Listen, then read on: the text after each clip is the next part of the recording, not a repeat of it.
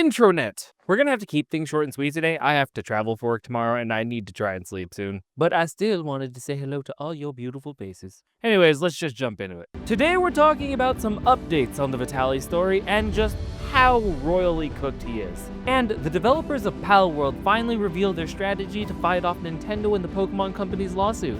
All in today's Hump Day episode of... Now you, subscribe. Don't be a bitch. Philippine officials claim that Vitaly has confessed to a series of disruptive acts in the Philippines, intensifying his legal troubles.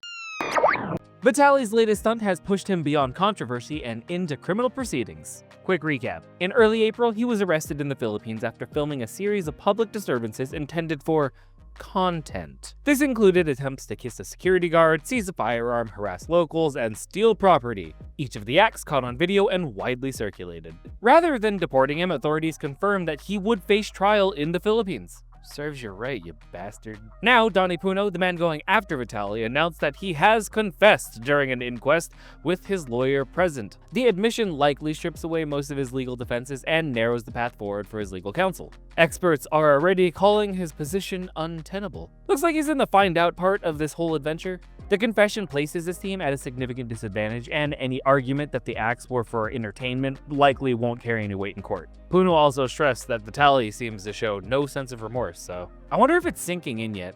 You know? Like, how long does it take for it to sink into these streamers' heads that, you're boned? While court backlogs mean Vitaly may remain in custody for some time, authorities do appear fully committed to seeing this case through. The fallout from his actions may reshape how foreign influencers operate in the Philippines, or abroad in general. One could only hope. Now let's see if Korea's got the balls to do the same thing.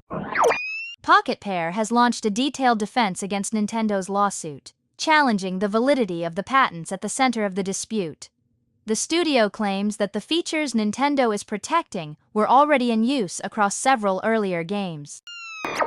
Pocket Pair, the developers behind Palworld and your favorite gun-toting monsters. Quick sidebar, did you know that they're also releasing a dating sim where you can date the pals? That tells me that a lot of you are furries. Stay away from my dog, you bastards. It was a joke, I love you furries, do your thing. I got a little off track there, sorry about that. Let's reset here. Right, Pocket Pair has formally responded to the lawsuits filed by Nintendo and the Pokemon Company, contesting that the legitimacy of their patents involved. The companies are seeking 5 million yen apiece, plus late fees, over alleged infringements tied to gameplay mechanics in Palworld. Pocket Pair's legal strategy centers on the argument that Nintendo's patents shouldn't have been granted in the first place. Their defense cites multiple examples of prior art, or games released before the patent filings included similar or identical features. The examples aim to establish that the patented ideas weren't novel and thus not eligible for patent protection. Without getting too deep in the weeds, they're hammering heavily on the patent around gameplay mechanics involving the capture of characters through the use of fighting characters or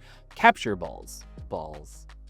Nice. Pocket Pair's position is that these mechanics were already commonplace in the gaming industry before Nintendo's patents were filed, thus making their patents invalid. Their goal is to either have the lawsuit dismissed or to have their patents invalidated altogether. You know, some would say that this conflict was almost inevitable. Pokemon was just never a completely original creation.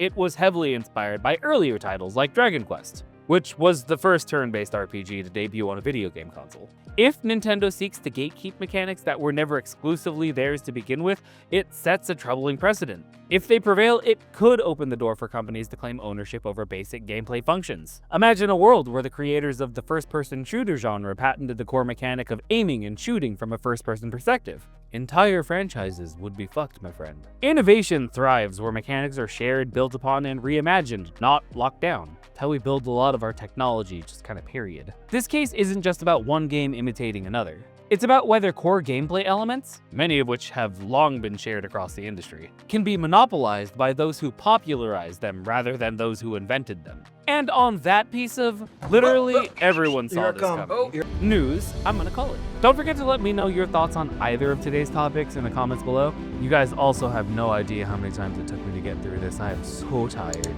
Anyways, I'll catch you next time. Bye.